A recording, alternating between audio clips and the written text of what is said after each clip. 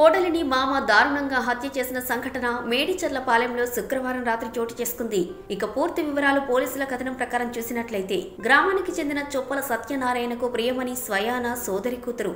సోదరి కుటుంబం అండమాన్లో నివాసం ఉంటుంది. సత్యనారాయణ కుమారుడు విజయ్ కుమార్ కూడా ఉపాధి కోసం అండమాన్ వెళ్లాడు. ప్రియమణిని 7 ఏళ్ల క్రితం అక్కడ వివాహం చేసుకుని స్వగ్రామానికి తీసుకువచ్చాడు. అనంతరం విజయ్ కుమార్ ఉపాధి రీత్యా గల్ఫ్ లో ఉంటున్నాడు. వారికి ఒక కొడుకు. ఈ నేపథ్యంలో అడ్డదారులు తొక్కుతుందన్న ఆగ్రహంతో కోడలు ప్రియమణిని సత్యనారాయణ కత్తితో పొడిచి పోలీస్ స్టేషన్ లో లొంగిపోయాడు. తానే హత్య చేశారని పోలీసులకు తెలిపాడు. ఈ సంఘటనపై కేసు నమోదు చేసి దర్యాప్తు చేస్తున్నామని ఎస్ఐ నాగరాజు తెలిపారు. ఆన్లైన్ లో ఆర్డర్ చేయాలి అంటే ఏది మంచిదో సెలెక్ట్ చేసుకోలేక తికమక పడిపోతున్నారా?